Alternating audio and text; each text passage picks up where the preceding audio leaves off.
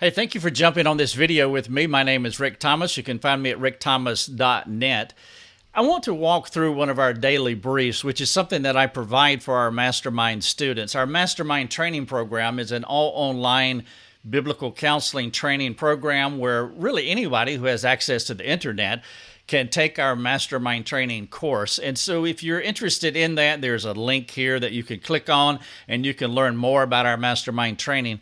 But part of our training, there are many angles to it. There's many aspects to it. And one of those are these daily briefs that I provide.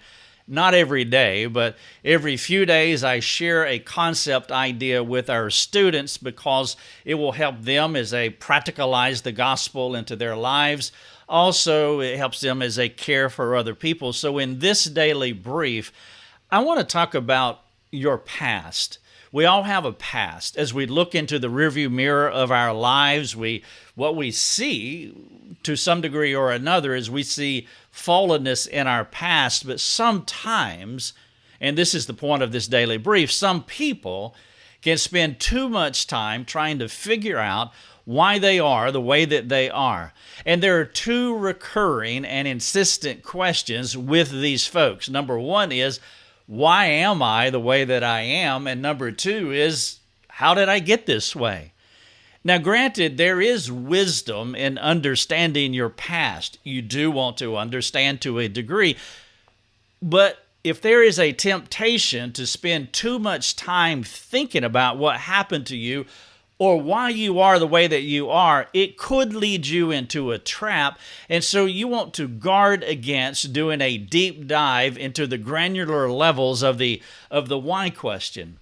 Sometimes we can look for answers for why we are the way that we are or how we got this way, and it preoccupies too much of our mental space when, quite frankly, it would be better for us to look forward and just practice repenting. Acknowledge that these things are historical struggles, whatever they may be, and ask the Lord to give you empowering favor, to give you grace at those acute moments of temptation to overcome them. Rather than drowning in the why question, if that is a temptation for you, practice repentance. You don't have to know all the details of how you got to this place. Honestly, it would be wiser to focus more on the renewing your mind and putting on Christ than pondering your former manner of life. Paul talked about these three things in Ephesians 4:22 and 24. And so there can be an element of self-reliance in trying to know all the reasons why, when God is just calling you to step out in faith, to trust Him with your sanctification. At some point, the complexity of your depravity is going to remain a mystery. Now, I am not saying you should not explore your fallenness to root out all of your former manner of life, but there is a balance to keep in view. Most folks have enough information about who they are and how they got to this point. For example, here's three illustrations. Adam's fall. That's one of the reasons you are the way you are. Dad's abuse could be an example. The choices that you have made is definitely one of the reasons you are the way you are. But the key idea here is to not wallow in the granular thinking of your depravity by always looking in the rearview mirror, trying to figure out what happened to you. My appeal to you is to be more forward-thinking than backward-thinking. Have a plan for repentance so that you can change your future. Now, that plan is to know how to combat these historical problems as they happen to you. And as you combat them as they happen, it will give you the spiritual muscles to defeat them, which will become more natural to you with more practice. Practicing daily repentance is better than any investigatory work about why you are the way that you are. Let me give you an example. When the fear of man, let's say that's a historical problem, and it begins to wrap its depraved tentacles around your heart, as soon as you sense this happening, you need to have a pre-packaged plan to respond immediately.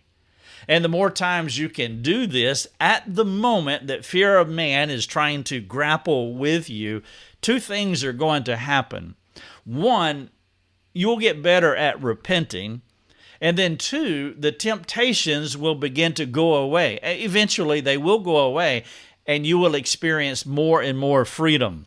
And so there can be wisdom in looking at your past, but again, if you're tempted to spend too much time looking at or trying to figure out, why am I this way, or how did I get this way, you could put yourself in a trap. When God is calling you clearly in His Word that there is freedom. Now, if you don't know how to develop a plan for repentance and how to construct a path forward, if we can help you with that, please get on our free community forums and you can talk to us, and we would be glad to walk you through this. But this daily brief is about not getting caught in the trap of your past as you become more forward thinking and working out a plan of repentance so that you can overcome the historical things that have captured you. Thank you so much for watching the video.